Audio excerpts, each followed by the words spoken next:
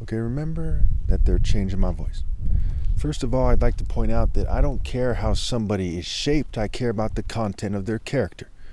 But because they sought to mock God by mocking my natural martial arts shape, instead of respecting it, instead of giving my rightful place, and they poisoned me and fumed me and until my shape turned a little bit weird, but you can still tell that my natural shape is greater than everyone else has ever lived. It's just in a funny form. I decided to fire back on behalf of God, what have you. And of course, I know for many, many reasons, I've been reading the Bible for quite some time now, every day, really immersed in it, up early in the morning, oftentimes going to sleep early because I'm up late at night reading the Bible, taking notes, underlining things. And my videos are a testament to that. We see in Job, in Nahum, and Hosea, and Habakkuk that flashing swords are referenced. The sun in the palm of God's hands, hidden like glorious like the sun. God's hidden power in his hand. We see he gathers the lightning in his hand and commands it to strike its mark. We see in Proverbs 34, it says, whose hands have gathered up the wind? The wind is said to mean the spirit. The Greek word for wind is the same as the Greek for spirit. So whose hand gathers up the spirit, the martial spirit? It's this warrior spirit. And it's a virtuous spirit. Okay? And so you have to understand why I'm right about this, okay? So we look at the sun, for example. The sun in the sky and its glory. And there's a certain way about it. And it's mysterious to some degree. We can't stare at it for too long. And it is so fair to us. Every day it rises faithfully and delivers and allows us to live our lives. It's very loving and caring. Okay? If people were to mock the sun, I'd be mad about it and I'd fire back at them, right? Because it has a special place with God, that it is declaring the glory of God. The sun is said to be like a champion, so in a sense they're mocking me. Okay, if they were to mock a child who means well, who's trying to do the right thing, and they were to give him a hard time, I'd take it personally. So it's just another form of me taking it personally that they've insulted what God has created, what God has put together, what God has combined. Let no one separate. And God combined my mind, body, soul, and spirit. And even the devil should know better than to separate. We see in the Bible it says that when Satan was told to flee Christ, he did just that. We see when the demons in the pig, right, that were cast into the pig, they're called a legion. They said their name is Legion. A whole bunch of people, right? A whole bunch of spirits. That they were afraid of Christ. Satanists have it way wrong. They're not supposed to try to tell me what to do. They're not supposed to give me a hard time. They're supposed to accept the boundaries that I put forth. We look at Revelation, you see the Satan goes after Michael, right? He goes fights with Michael and the angels. He doesn't approach Christ. Why? Because it's stupid. It's like trying to fight with God himself. You can't win. He couldn't win against Michael either. But it was clear that Satan, as a character in the story, knew his boundaries. He asked God for permission to test Job. He didn't insist that he was God. He asked God for permission. He knows he's not in charge. And when I have to remind him, the Satanists aren't doing their job. They don't understand that I'm in charge, not them, not the European elite, not the Jewish elite, not token minorities, not the LGBT elite, not occultists, not anyone else. God placed me in charge, and it's stupid to not understand that. It's stupid to be living life in a way that I can honestly say that it's clear that I care about their children more than they do. But still, I have to do God's work. So after my flesh dies, people are cut off from God. But I care about them enough to tell them the truth and to help them understand the situation. Say they have a child who's 16 or 18 or 20 or 25. And I'm 43 years old, mind you. Or even if they're older, they have a child who's older than I am, 45. Okay? And I tell them, it's not smart to reproduce. In fact, don't reproduce. They're not telling them this. People are reproducing all the time. I say it's not smart to cheat me out of my right to lead. They're not telling them that. Everyone and their mom is cheating me out of my right to lead.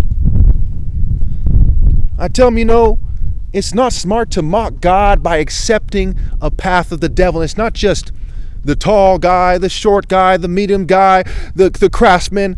There's a lot of different shapes people have and ways about them. There's a lot of different crafts. Look at the Greek and Roman deities, right? There's Athena, right? Her counterpart, I believe, is Minerva. Hera, counterpart Juno. There's Hephaestus, Vulcan. There's quite a few of these deities. There's these famous ones, there's less famous ones. Like Iris, a deity that is said to communicate with the gods, right? Some kind of intermediary deity. There's the Graces.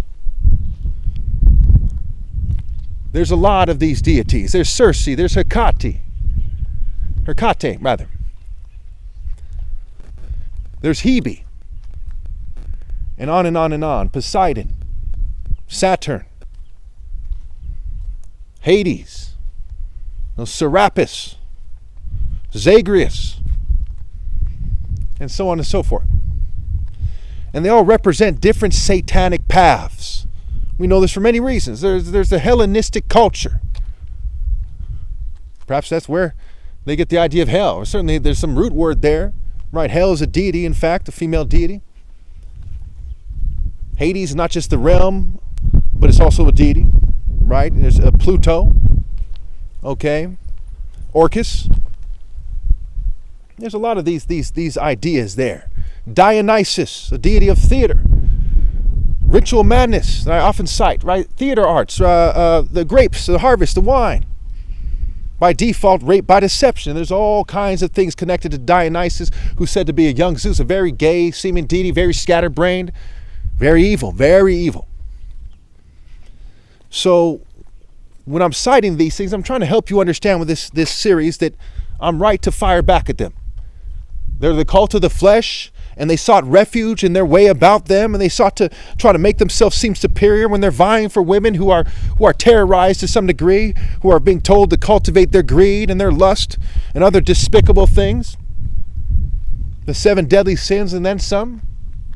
They're trying to make their pitch to them with their pagan cult of the flesh mentality, paths and ways. And of course, their despicable rules, customs, and traditions. A custom of massacring people. Why 10,000 children starve to death every day? 15,000 adults, 25,000 people. Every single day. So over 3 million a year. 9 million a year, according to the UN website. Gaza is just the tip of the iceberg. And over a year, only I think they were saying 10,000 children died, I think if I remember correctly. It's been over a year. 10,000 children die every single day, or I think it was 20,000. That's 2 days, okay? 10,000 children starve to death, and that's starvation and hunger-related issues alone, every single day. Where's the outrage for that? I'm alone saying this all the time. I've said it in thousands of videos by now. I've said it so many times. It's like Groundhog's Day on that issue. I go to sleep, I wake up at some point, I say that on record and say, hey, these people are starving to death and no one fucking cares because they're too busy rolling with the devil. They're too busy having sex with the scum that are doing it. They're too busy swimming in the blood money and the fruits of the scum that are doing it in a state of ritual madness, in a state of lust-filled ecstasy, in a state of frenzy. They're drunk off the blood of the saints and the innocent poor, the closest thing to innocent, that is, other than me. And I'm blameless. They think life is so sweet, and people cite their families. It makes my stomach turn, the ignorance.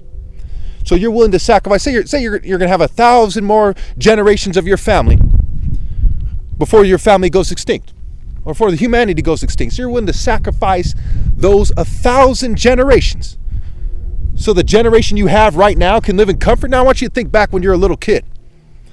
When you're a little kid and your parents asked you, are you willing to endure hardship to prevent 1,000 more generations plus from enduring hardship? Are you willing to do that out of love for the idea of the future generations? If you said no, you should be thrown in a meat grinder fucking immediately. That kind of selfishness shouldn't be tolerated. Everybody from every age in your family, except for maybe a newborn baby, so to speak, should be expected to be willing to die at the drop of a hat for God and for the idea of every future generation of your family by preventing them from coming into this fucked up world where monsters revel while 9 million people starve to death every year. total monsters. I don't care how polite they try to be. I don't give a fuck. Monsters. If the Pharisees wish to tell me that I'm insulting them too, I say, fuck you, fairy motherfuckers.